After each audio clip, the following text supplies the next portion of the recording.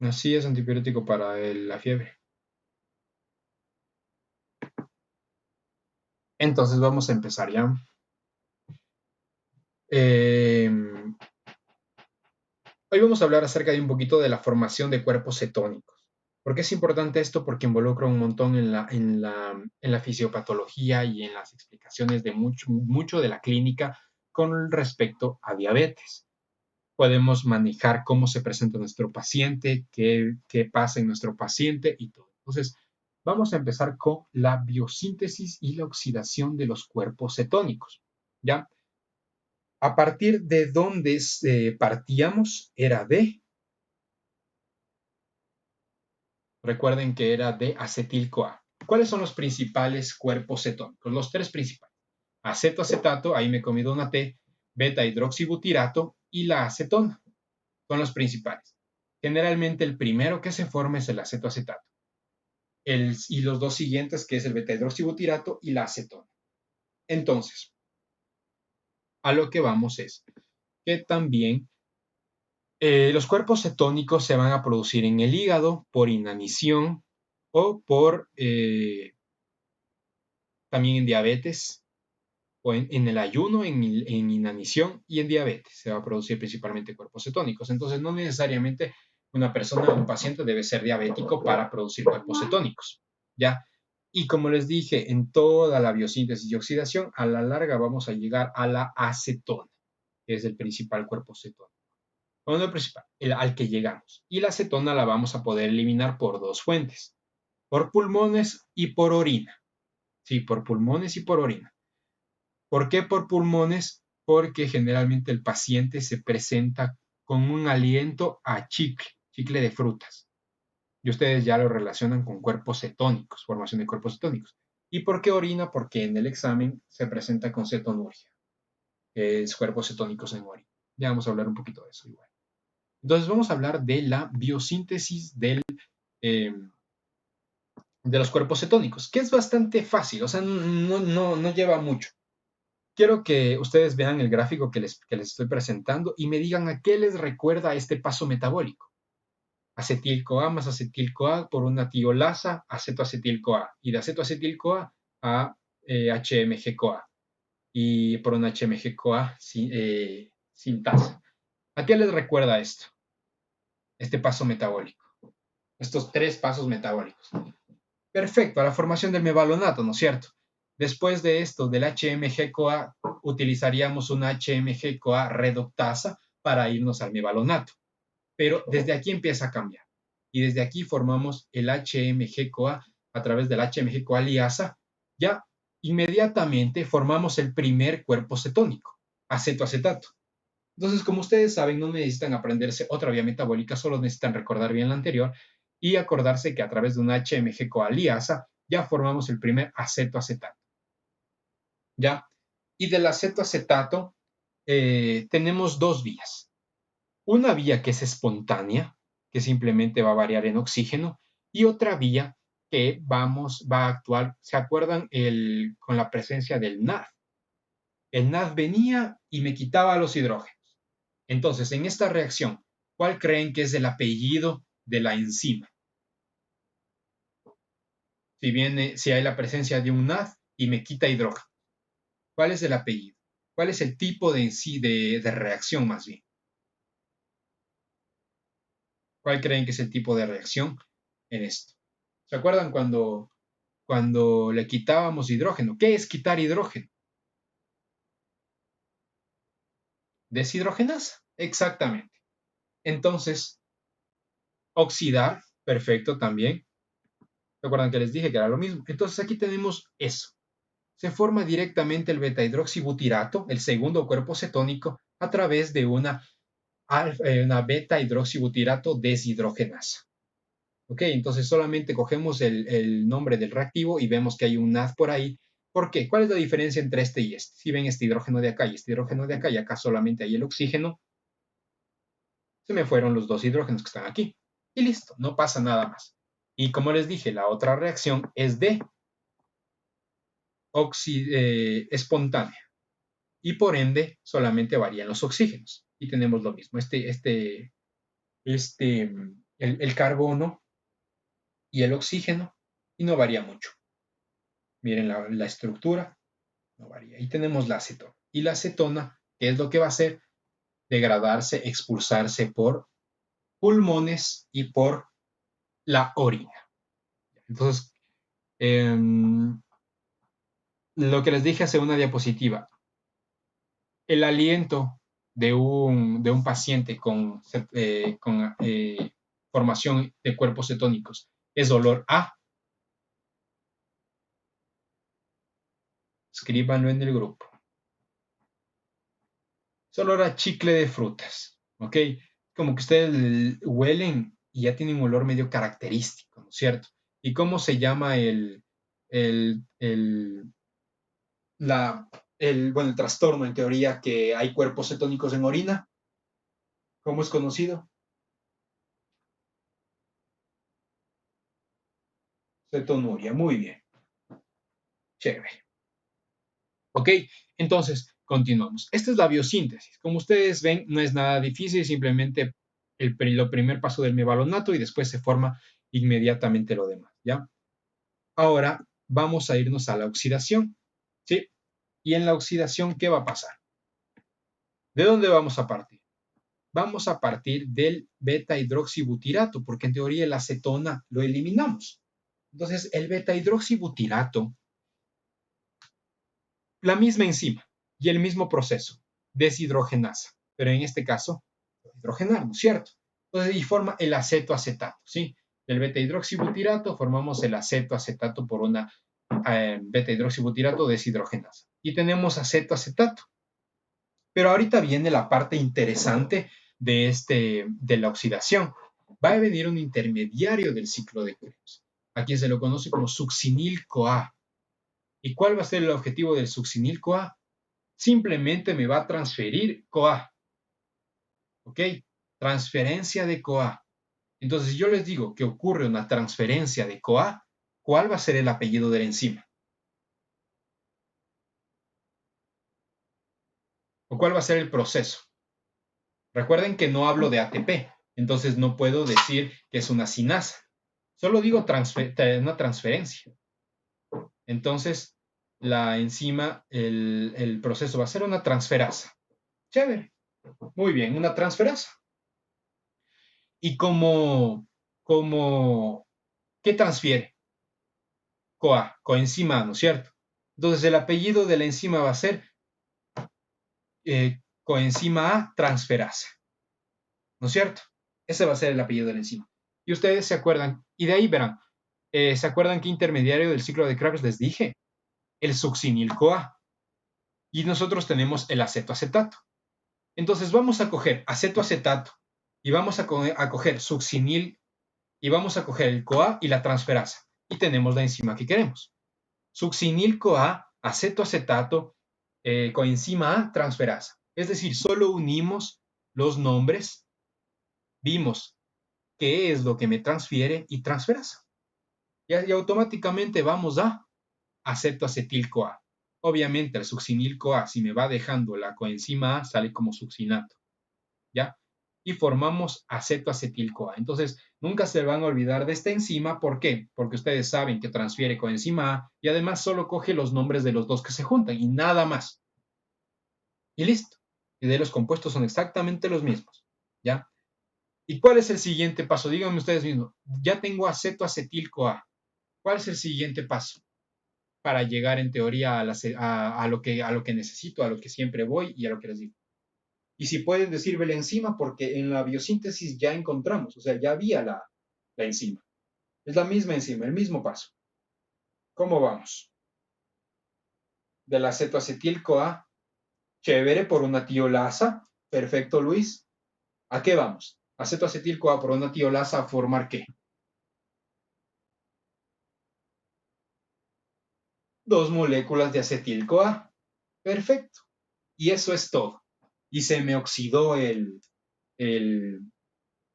y pude actuar en la oxidación o degradación, catabolismo en teoría de los cuerpos cetónicos. Y listo, a eso es como se forma. Entonces, como ustedes ven, no son pasos difíciles, no es tampoco largo, Pero ahora viene lo interesante con respecto a esto. ¿Qué ocurre en la cetoacidosis diabética? Recuerden, en la cetoacidosis diabética tenemos una variación increíble de, de las diferentes hormonas que tenemos. Entonces, recuerden que por una u otra razón tenemos disminuido ¿qué? La insulina. ¿Por qué razones? Díganme razones por las que podemos tener disminuida la insulina en diabetes.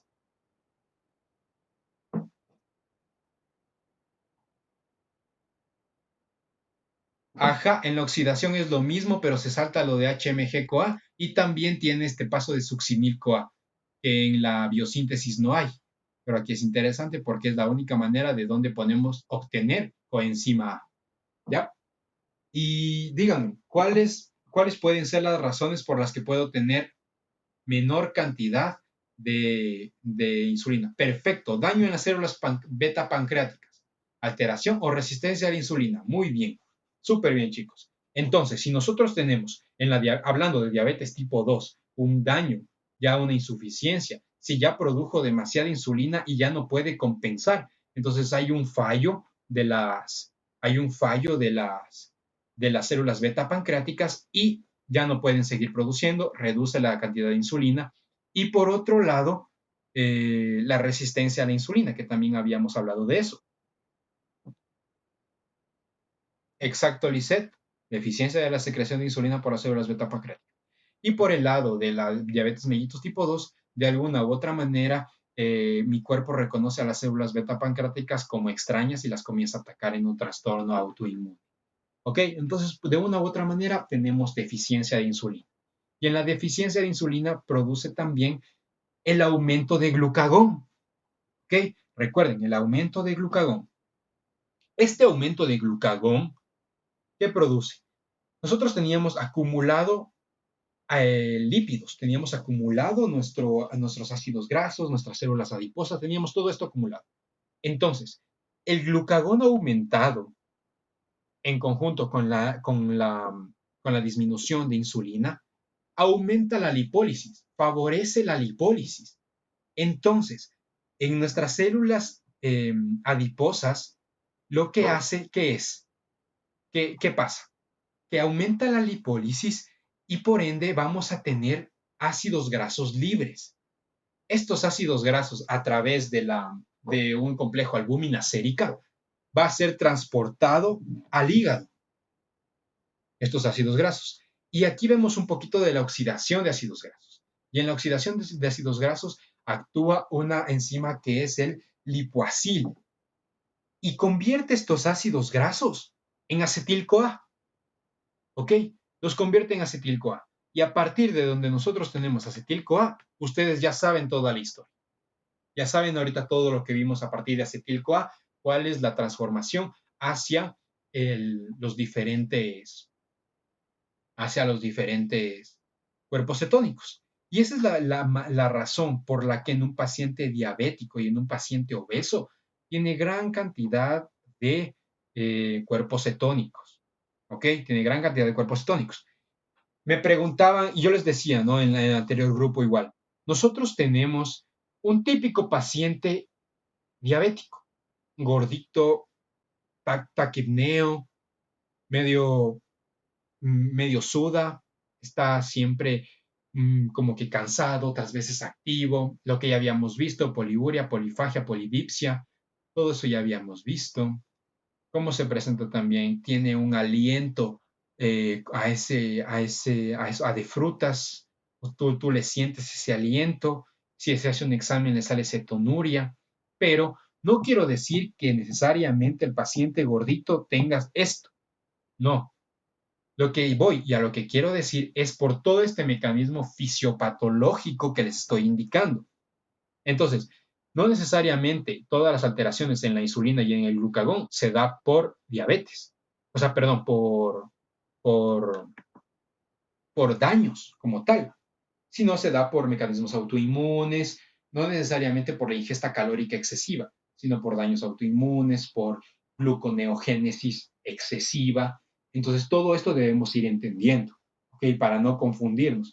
nosotros también podemos presentar un paciente súper flaco, que se alimenta bien y todo, que hace ejercicio, diabético. De una u otra manera puede haber desarrollado diabetes mellitus tipo 1 o la ingesta excesiva de dulce puede haber desarrollado la deficiencia de las células beta pancreáticas y para haberme producido una diabetes tipo 2. ¿Ok? Eso es lo que deben recordar siempre. Pero ahora quiero recordarles un poquito y hacerles memoria. Esto ya se saben de memoria. Ustedes son más expertos que cualquiera en equilibrio ácido-base. ¿Y por qué es importante el equilibrio ácido-base? ¿Por qué es importante? Es importante para mí el equilibrio ácido-base porque va a regular todo el mecanismo interno que tenemos. ¿Cómo se llama el examen para verificar los datos en cuanto al equilibrio ácido-base? ¿Cómo se llama el examen? Pongan en el chat. Chévere, la gasometría. No se olviden nunca la gasometría, que es sangre arterial. ¿Ya? Entonces, aquí que tenemos, les voy a hablar un poquito de ácido base, pero súper rápido, súper básico, porque necesito que me entiendan la siguiente parte. Nosotros tenemos nuestro mecanismo ácido-base, es decir, vamos a tener un equilibrio entre ácidos y bases. ¿Cuál es el principal ácido? El CO2, que está controlado por el principal componente, que es el respiratorio, los pulmones. ¿Cuál es el componente básico? El bicarbonato, que está controlado por el componente metabólico, que en este caso es el riñón. ¿Sí? Eso tienen que recordar. Muy bien. Entonces, en una acidosis pasan dos cosas. O tenemos elevado el ácido o tenemos disminuida la base. Y esos son los mecanismos nosotros para entender cuál es el siguiente paso. Si es compensada o no es compensada. Si es metabólica o es respiratoria. Entonces, si yo tengo elevado el CO2. Tengo elevado el CO2, pero tengo normal el bicarbonato. ¿Qué trastorno tengo? Elevado el CO2 y normal el bicarbonato. Recuerden que el CO2 es el ácido. Entonces, si tengo elevado el CO2, pero mi bicarbonato no me compensa, o sea, no está actuando. Ya, tengo una acidosis, pero ¿qué? Chévere, tengo una acidosis respiratoria no compensada, ¿no es cierto? Porque mi bicarbonato debe actuar, pero no está actuando. Entonces tengo no compensada. Pero en el momento en el que yo tengo mi CO2 aumentado y tengo el bicarbonato también aumentando, tratando de compensar, ahí se convierte en una acidosis metabólica compensada. ¿Cierto? Eso como ejemplo. Lo mismo puede pasar con respecto si sube o baja el bicarbonato y qué pasa con el CO2 para yo ver si es compensada o no compensada, acidosis, alcalosis, metabólico. Es bastante fácil ver eso. Por ejemplo, yo tengo valores aumentados de CO2. ¿Cómo va a estar en mi gasometría el oxígeno? Si yo tengo valores incrementados de CO2. Disminuido, bajo, perfecto. ¿Por qué? Porque tengo mayor CO2. Pero si yo tengo valores supernormales, o sea, valores normales de CO2, valores normales de bicarbonato, pero tengo un oxígeno entre 35 y 40. ¿De qué puedo sospechar? O sea, tengo todo normal, pero solo tengo disminuido el oxígeno y súper raro en mi gasometría. ¿Qué puedo sospechar?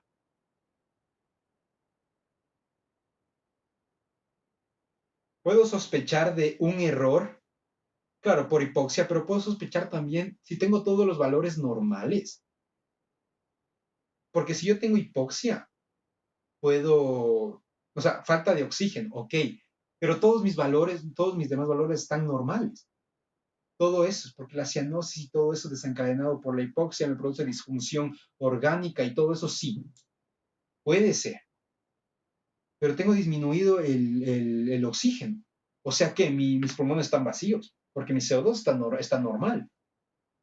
Pueden dudar siempre duden de esto, porque pasa bastante, a pesar de que, exactamente, El que cogió la muestra ha tomado venosa en vez de arterial. Y no es porque no sepa dónde está. Muchas veces puede ser porque la vena puede estar detrás de la arteria. Y ha pasado. Y muchas de las prácticas de, de perdón, muchas de las prácticas de laboratorio, muchos pacientes y muchos estudiantes saben venir y decir, mire, me palpita la vena. Y es literal, y tú le ves y le está palpitando la vena, pero no realmente es así, porque la vena no palpita. O sea, no se siente el pulso, sino es porque está detrás la arteria. Entonces siempre duden de eso, siempre duden de eso. Los valores deben de coincidir, eso sí es fundamental. Entonces, eso como parte de una breve introducción, algo súper rápido con respecto a equilibrio ácido-base. Pero ¿a qué voy con todo esto? Que si yo tengo gran cantidad de cuerpos cetónicos, muchísima cantidad de cuerpos cetónicos, estos son ácidos. Entonces, ¿qué me va a producir? Una acidosis, ¿no es cierto? Pero mi cuerpo, ¿qué va a compensar? ¿Cómo va a hacer para equilibrar esto? Para que ya no haya tanta acidosis. ¿Qué va a hacer? Va a incrementar mi bicarbonato, ¿no es cierto? Mi base. ¿Ok? Va a incrementar mi base y alcanzo momentáneamente otra vez un equilibrio. Pero ¿qué va a pasar en el momento en que mi cuerpo dice, ok, tengo aumentado mis pulmones específicamente, mi centro respiratorio, tengo aumentado el bicarbonato? Entonces, para compensar eso, ¿qué voy a hacer? Voy a aumentar mi CO2, voy a aumentar mi componente respiratorio, mi ácido. En el momento en el que yo aumento CO2, ¿qué es lo que hace? El CO2, que es el principal estimulador propio, va al centro de la respiración en el tronco encefálico y me produce aumento de la frecuencia respiratoria y me produce taquipnea. Y si recuerdan de bioquímica 1, ¿cuál era el principal, una de las principales fuentes de eliminación también de agua? Era por el componente respiratorio, era por los pulmones. Entonces, aparte de que tiene cetoacidosis, tiene taquipnea y aparte está deshidratado. Entonces, ven todo el complejo de factores que puede desencadenar al mecanismo solamente de esto, de cetoacidosis diabética. ¿Ok? ¿Y por qué es diabética? Simplemente disminuido insulina, aumentado glucagón básico de una diabetes normal. ¿Ok? Entonces es súper importante que entiendan, e incluso le puede dar hipotensión, puede ser un paciente hipotenso. Entonces, no, para mí es necesario que ustedes sepan por qué un paciente diabético generalmente está agitado y se presenta con taquipnea. No es porque le falta aire y nada más, sino es por todo este mecanismo. ¿Ok? Y ahora ustedes pueden darse cuenta y explicarse un montón de cosas. Sí, eso con respecto a cetoacidosis diabética, que es importante porque, como les dije, el, sí, la respiración de Kussmaul, no necesariamente, porque la respiración de Kussmaul se caracteriza por una acidosis metabólica, taquipnea y todo eso, pero aquí recordamos y nos damos un poquito de cuenta que sobre todo es una acidosis respiratoria, pero se relaciona mucho con la de Kussmaul. Por eso a los chicos del anterior grupo igual les mandé a investigar y sería chévere para la próxima clase que alguien traiga un artículo o algo de eso, porque la respiración de Kussmaul también se caracteriza por una cetoacidosis, pero en este caso la acidosis se da metabólicamente. Ok, entonces revisemos eso y, y la siguiente clase podemos volver a tratar sobre la respiración de Kussmaul, que también es común, no tanto, pero en teoría sí también es común. Pero como les digo, se caracteriza por acidosis metabólica más que por, por la respiratoria, que en teoría me desencadena todo este mecanismo y como tal. Pero sí tiene su componente metabólico al producirse en base a cuerpos cetónicos. ¿Ok? Entonces sí tendría que ver, tendríamos que revisar. ¿Ya? Y ahora vamos con el transporte de lípidos. ¿Ya? ¿Por qué es importante para mí el transporte de lípidos? Porque ahorita vamos a ver formación de placa aterosclerótica y para eso necesito que esto quede clarito. Yo no puedo irme a formación de placa aterosclerótica si ustedes no entienden qué es el LDL, cómo actúan las enzimas, qué es una LCAT, cómo actúa la LPL. Necesito que sepan eso. Y por eso necesito que me pongan mucha atención Porque estos no son mecanismos aleatorios, no son mecanismos separados, para nada. Todo es una vía. ¿Se acuerdan cómo empezábamos en los carbohidratos desde que se comieron el pan hasta que les dio diabetes? Entonces todo es una misma vía, todo es full interesante, una misma vía. Y esto también, no tienen que verlo al kilomicrón separado del LDL, para nada.